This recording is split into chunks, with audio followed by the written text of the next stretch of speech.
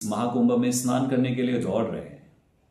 इस दौड़ के भीतर हमें किस तरह से स्नान करना चाहिए, हमारे सारे पाप मुक्त हो जाए उसके लिए स्नान करना चाहिए या हमारी आत्मा के कल्याण के लिए हमें स्नान करना चाहिए। तो इस विषय पर मैं आपसे कुछ बात करना चाहता हूं। तो इन दिनों के दौरान तो यदि आप आ रहे हैं तो हमसे आप हेमाद्रीकृत संकल्प श्रवण करके 10 विध स्नान करके ही स्नान करें। हेमाद्रीकृत संकल्प क्या है? हेमाद्री, हेम यानी कि सोना, सुवर्ण, और अद्री यानी कि पर्वत। यह मीनिंग सबको पता है, लेकिन हेम का ओरिजिनल मीनिंग है शांत और अद्री का ओरिजिनल मीनिंग है स्थिर।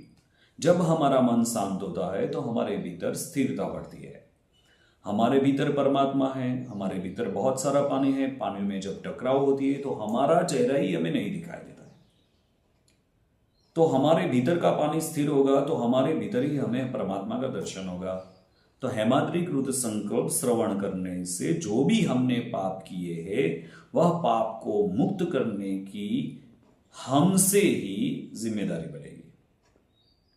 और पाप को मुक्त करने के लिए श्रवण विधि से हम हाँ बोल सकते हैं, हाँ मैंने पाप किया है। तो इस विधि के पश्चात हमें 10 विध स्नान करना है। 10 विध स्नान क्यों करना है?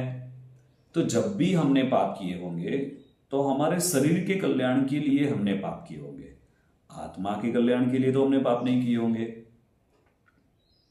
तो आत्मा के कल्याण के लिए हमें महाकुंभ में स्नान करना चाहिए कि पाप को धोने के लिए?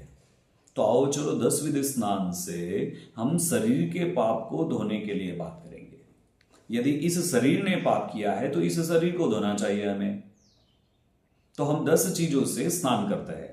गौमूत्र है, गोबर है, मिट्टी है, पंचगव्य है, सरसव है, दर्भ है, सुवर्ण है, सप्तधान्य है, पंचामृत है। ऐसे बहुत सारी चीजों को लेकर के स्नान विधि होगी। यह स्नान विधि के बाद अपने शरीर में अपने आप ही हमारी सुषुम्ना नाड़ी प्रकट हो जाएगी। ईड़ा, पीड़ा और सुषुम्ना तीनों का संगम गुरुदेव बताते हैं कि वही अपना महाकुंभ है।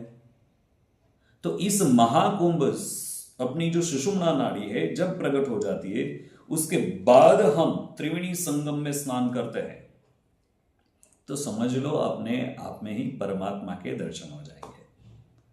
तो इस तरह से दिव्य स्नान को प्राप्त करने के लिए जरूर से आप 9/2/2025 से लेकर के 15/2/2025 के भीतर आप हमारा संपर्क करें।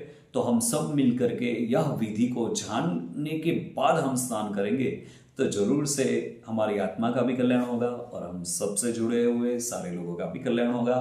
तो आप सब जरूर से यह गुप्त सरस्वती को जानने के लिए हमारा संपर्क करें और हमसे मिले। इन दिनों के दौरान आपको 2 दिन, 3 दिन, 4 दिन रुकना है तो उनकी व्यवस्था भी हम आपको करके देंगे। उनके लिए क्या राशि है वो सब आप हमारा संपर्क करें तो हम बता देंगे। 7 दिन आपको रुकना है तो फिर भी आपको रुकने के लिए हम व्यवस्था कर पाएंगे। तो जरूर से आप हमारा संपर्क करें और इस दिव्यता का अनुभव लें। जय गुरुदेव।